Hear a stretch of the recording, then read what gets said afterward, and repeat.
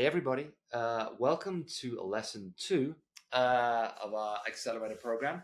Today's discussion is on nutrition, one of our kind of favorite topics, and one I know that you have a lot of questions about. Obviously, nutrition is kind of a minefield because there are so many different diets out there, so many different ideas around food and nutrition. Everyone's trying to make money off it, essentially. So it's problematic. But essentially, it is very simple. And we're here today really to simplify that for you. Totally. So the first thing is that, we promised overcoming diet culture. That's like a big promise, right? But the idea is that a lot of people fail on their diets or fail on whatever their plan is because they forget that nutrition really has 3 pieces of it. And when you neglect or go too far in one direction, then that's kind of when nutrition plans start to fall apart. So the first thing that we want you to kind of take away today is that you really eat for 3 reasons. There's 3 reasons that you put food in your mouth, right? You eat for joy because we were born with taste buds for a reason. You eat for fuel, so you eat to energize you. You eat to to elicit a response.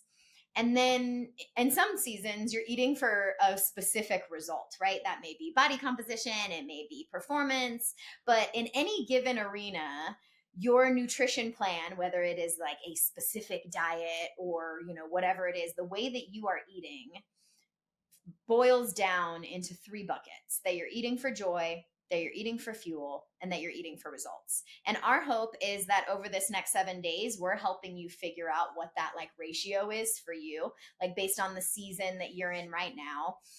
Are you more eating for joy? And we got to kind of pull the reins in and start to eat for a little bit more fuel, build some awareness around what energizes us, what we actually need in order to nourish our bodies.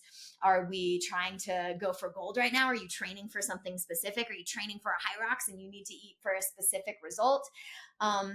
Are you eating to change body composition? There's a bunch of different reasons. So the first thing in, day 2 of the 7-day accelerator is to just figure out what your approach is.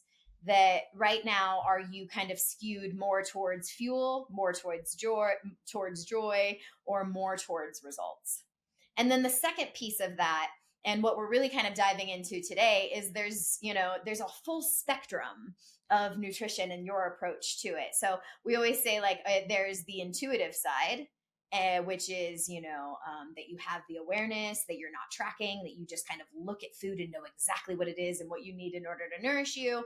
And then there's the calculated approach. And that calculated approach is, weighing, measuring, tracking, really kind of diving into exactly what it is that you need in order to thrive.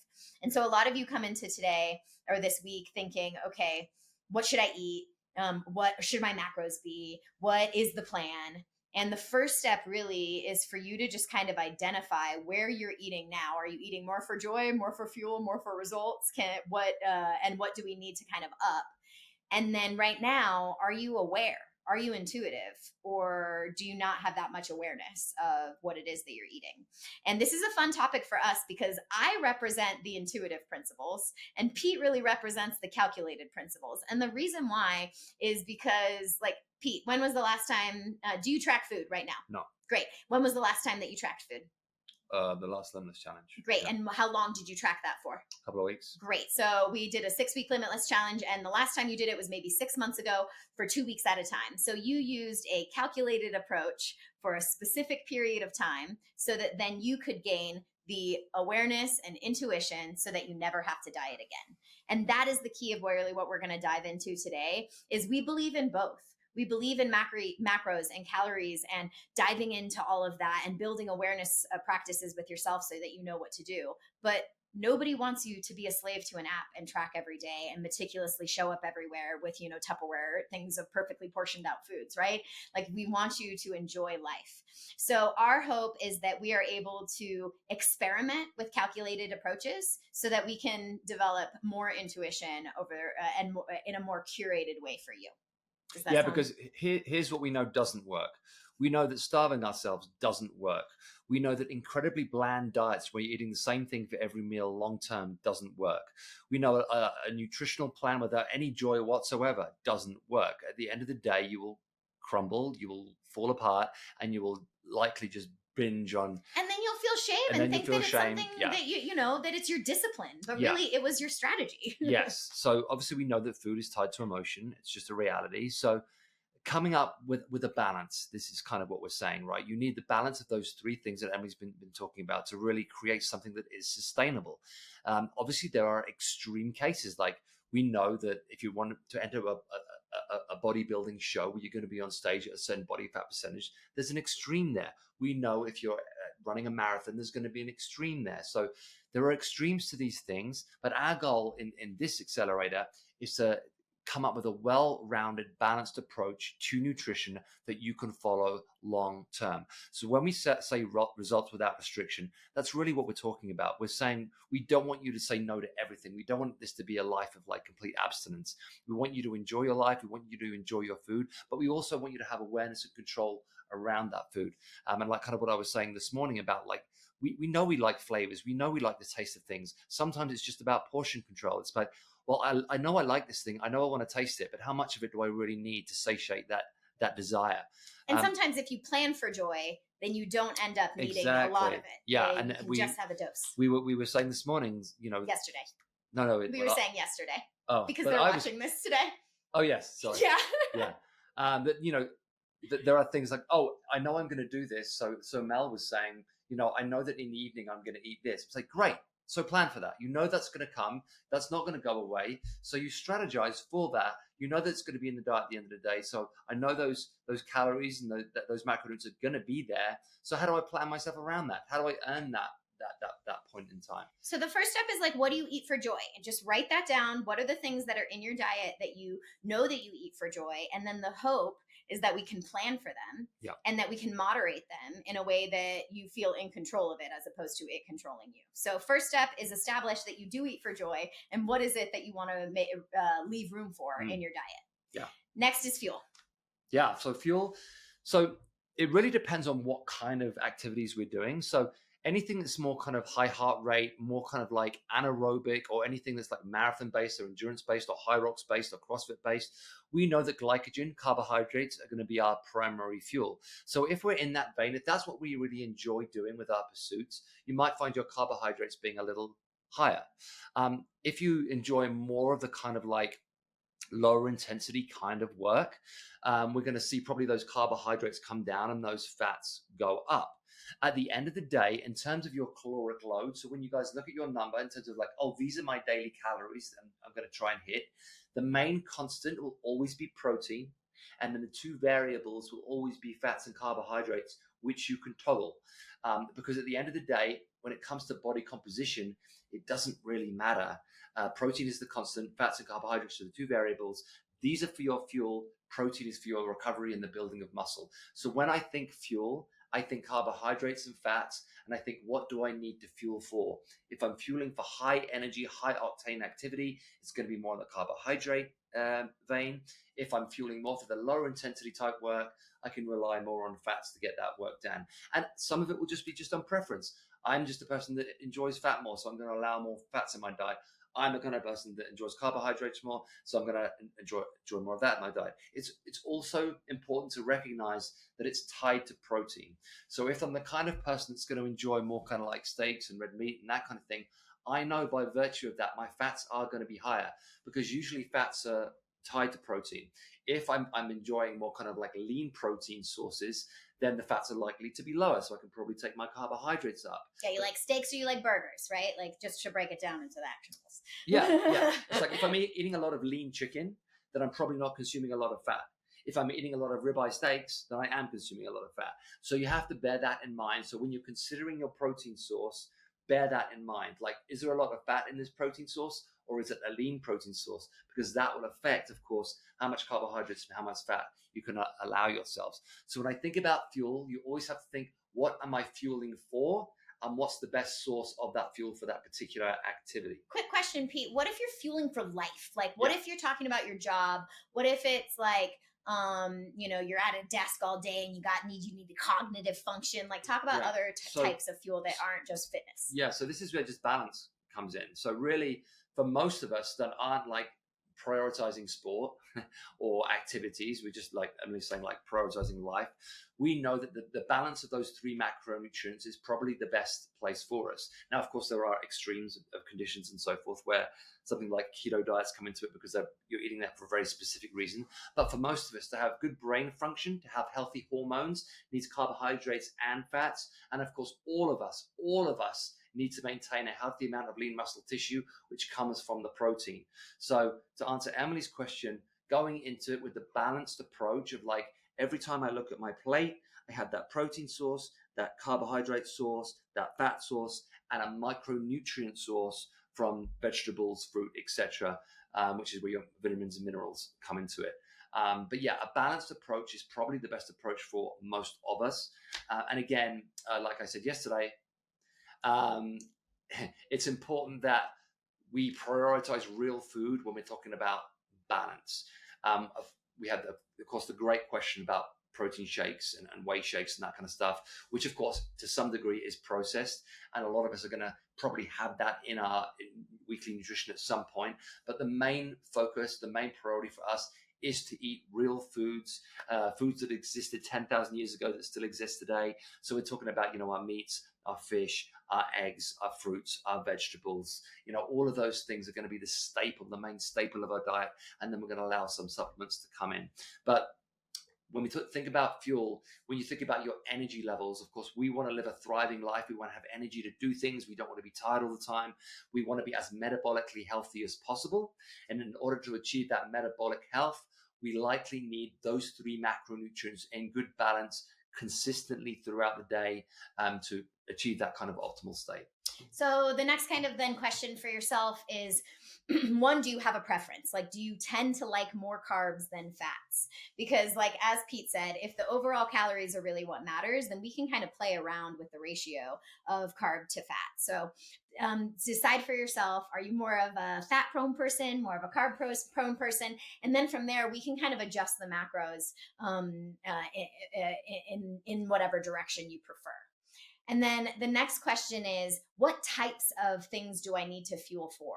So Pete kind of said that fast twitch, go, and, sprint and like CrossFit type, stuff requires more carbs, more fast energy, more like, insulin straight to the dome, let's go. And then there are other things that require more focus, more cognitive function, that there's like hours and hours and hours of examining things, of unlocking things, of reviewing things. And so then maybe you'll want to have more fat storages to support that mental function. Yeah, a lot of people think that they're tired and fatigued, and so they'll go for the quick carb, but really they needed something to get them through the hours that they were spending on solving this problem or doing this work or whatever it is that they were, that needing to be fueled for. That's why fish oils are so good for cognitive function.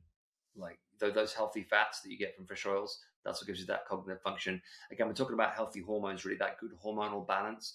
This is why, bodybuilders that do go on a really low fat diet for a period of time, brain fog, confusion, memory loss, all of that.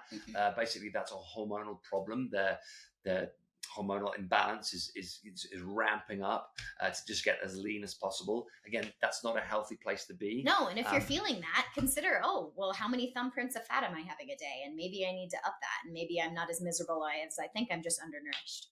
Yes, exactly. So yeah, often when we think about energy, we'll reach for coffee or we'll reach for stimulants or something that's going to give us that spike. But obviously the real answer is, if we're hydrated and if our nutrients are in good balance, then we're going to have more energy. Totally. Okay, so now we talk about results, right? So you eat for joy, you eat for fuel, and then sometimes you eat to elicit a specific response. And that is when most people start talking about calories and macros and tracking and, all the little fine tuning stuff. And I just want to take this moment first to say, like, you can get results without tracking. It is possible.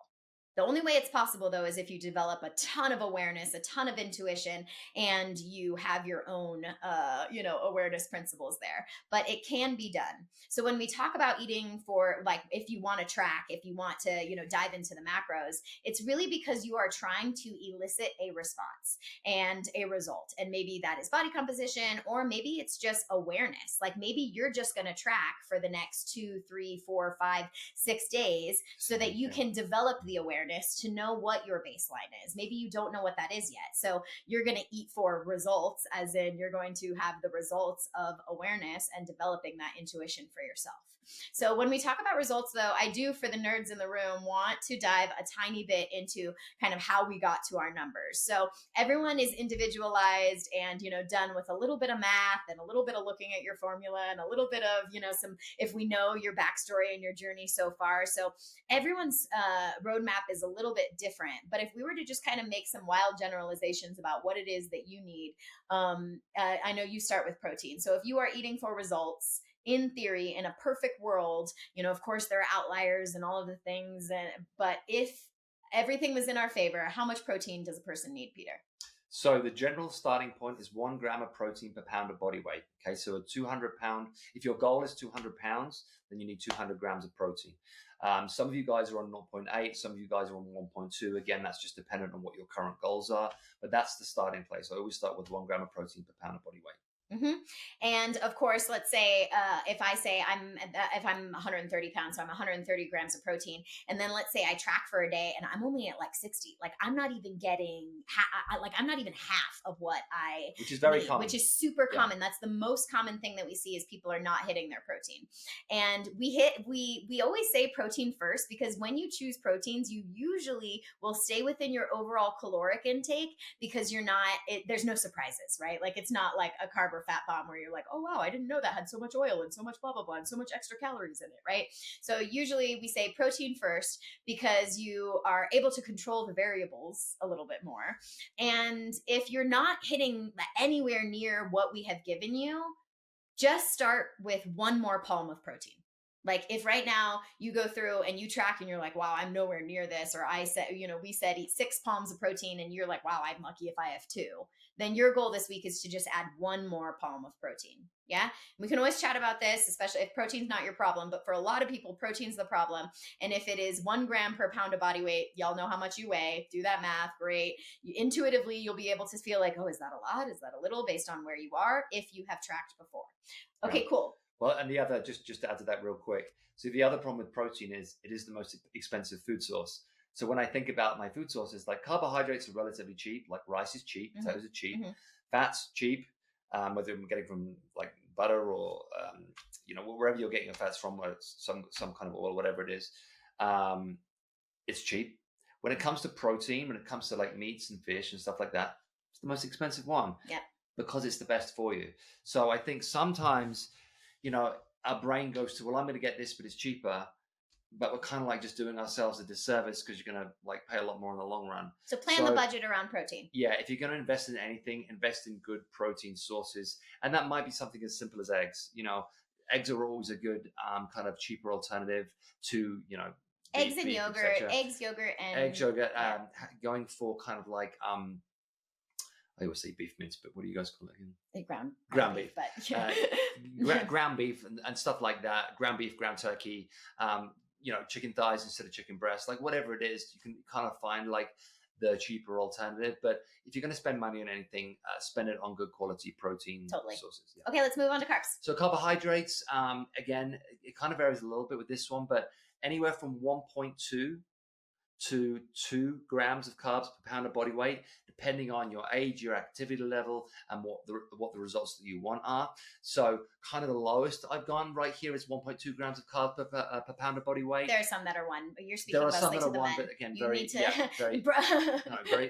very specific cases a little lower, and then specific cases higher. So if anybody has any kind of athletic goals, or they're training twice a day or anything like that, then I will take it more up to kind of like 2 grams of carbs per pound of body weight for that situation. But most of us are kind of in that 1.5 kind of area. Obviously, the smaller the person and the lighter the person, they tend to have lesser carbohydrates in their diet, just because they don't need as much volume.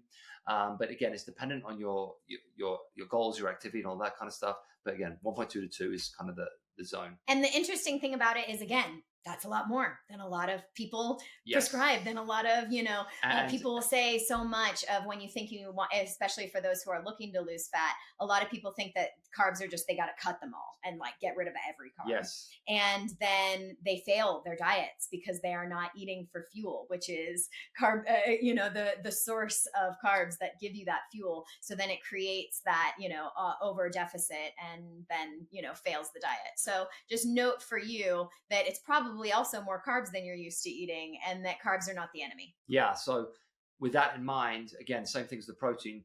Please don't go if you do start to track and you're only eating like 80 grams right now. Don't go straight to 150 grams. You have to stagger it up, because if you do just suddenly increase it by a ton, it's going to be stored as fat.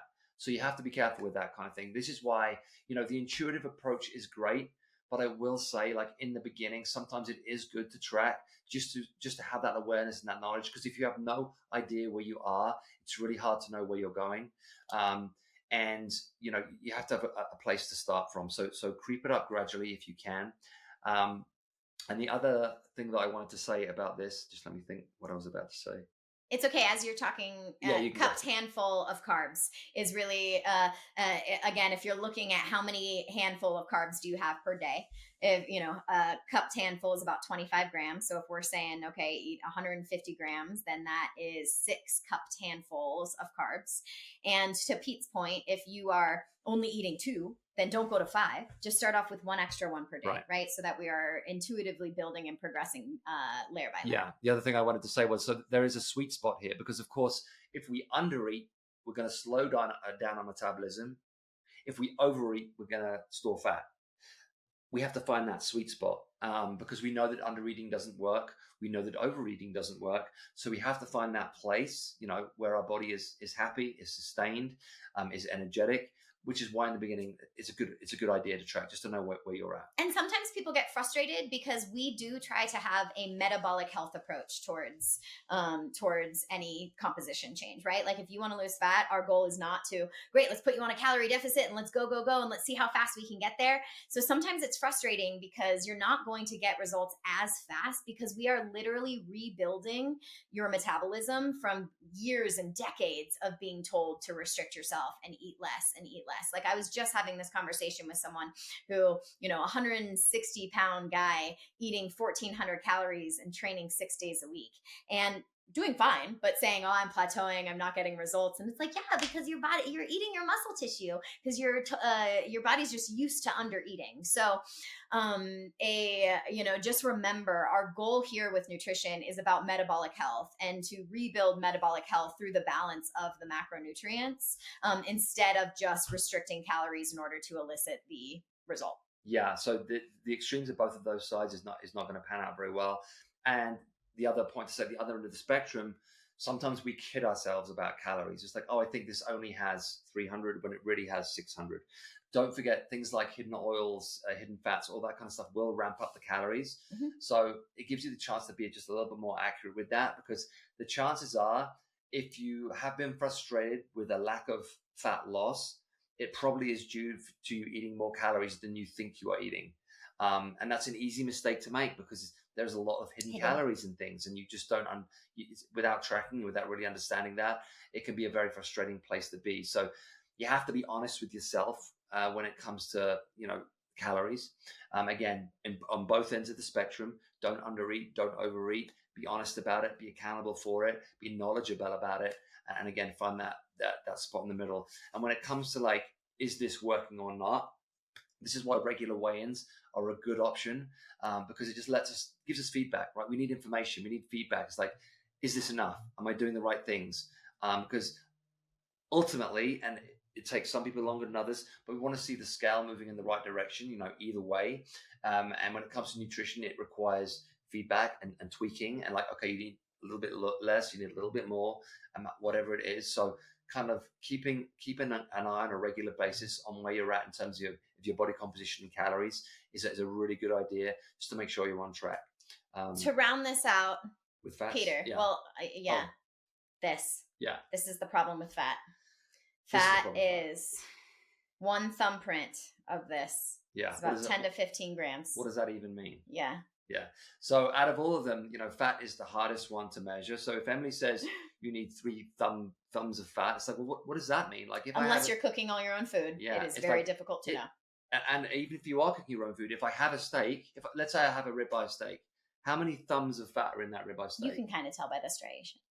You can, but well, no, you have to. Yeah, you got to look it up. But thank God for ChatGPT, Google University. Like, we can't get all of that. Yeah, who knows where this AI journey is taking us? But the one good thing about it is it gives us information very quickly.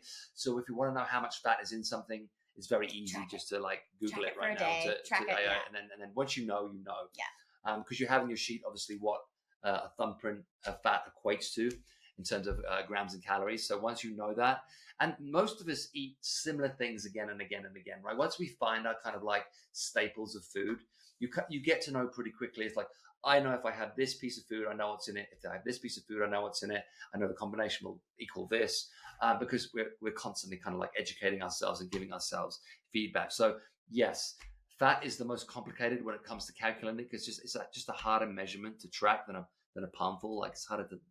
And it's so much more dense. It's 9 calories per gram. Yes. So for you guys that don't know, of course, carbs, proteins, 4 calories per gram, fats, 9 calories per gram. Over double. Yeah. So fats are a lot more calorically dense. So yes, fats are good for us in moderation, but too many fats are going to ramp up our calories too far. And that's usually what's messing up diets, where if you think you're eating within a range, but you're not losing weight, then usually there are hidden fats somewhere. Yes. And our goal is to find them. Yes. Yes. And this is the thing, I'm a big meat eater. I think meats, a good sourced meats are packed with like protein and vitamins and everything that we need to sustain ourselves. But a lot of meats do contain a good amount of fat. At the end of the day, calories are king. So if those food sources are setting my calories over my target, ultimately it's not going to give me the result I need. So again, we have to be careful with that kind of thing. And it'll come down to like portion control, how big the thing is, the size of it, and how much do we really need to be optimal. These are the things that come into play. So remember, just because it's a healthy food doesn't mean it's an endless thing that you can just eat all the time. Because the chances are, avocados are another great one. We know avocados are healthy for us, but if I eat 3 avocados, it's calorically very dense. Yeah, totally. Okay, so you have some homework, right? It's a lot of information and we don't expect you to know it like right off the bat. It's a process. So the first step is to look at your food staples worksheet. We always go back to that. Every time we're diving into and working one-on-one with people, it's always like, well, show me what you eat. What are your staples? And then let's dive into that. Because to Pete's point, you pretty much eat the same things, so the same 10 meals for breakfast, lunch, and dinner. So we want you to go through, check out that food staples worksheet, add to it, and then delete anything that you don't eat, right? Like if you hate cottage cheese, just pull that off of there. Like the roadmap is an editable thing so that you can add and subtract, and we can work on it as we go, because we want to make sure that everything on that page is something that you believe in and will be your roadmap and usable for you. So you're wanting to find your staples, and then from there, it's this kind of overarching, like if you are right now eating for results, then we need an 80-20 philosophy. We need 80% of what we do to be kind of like right on and moving us in the direction. And then 20% gets to be eating for joy and having those kinds of extras, right? But 80% should be on it. If you're just looking for a balance right now of eating for joy, fuel, and results, then that's the balance, right? Then it can be more like a 60-40. The hope here, though, is that it's not 50-50 and that it's not flipped the other way, right? So we're not eating 80% joy and only 20% fuel, right? That we are 60 to 80% of our overall weekly diet is geared towards fuel, maybe a little towards results if we're working for something. And then the rest is you leave room for joy. So go in, do this. Sorry, this was such a long one. Watch it on 2x speed if you don't have time. And as you know, Pete's going live at 8 a.m. to dive in, and I am going at 12. And so we can, work on the logistics a little bit more. Yeah, and just one more thing. On that forum, if you do find like good sources that you're enjoying, put them on the forum so everyone can see, because everyone's looking for ideas, everyone's looking for good protein sources, good carbohydrates. There's that recipe book in the classroom. If you're not diving into the classroom, there's a bunch of resources there, and we want to just continually add to it. So, so bring it to us. All right, guys. See you later.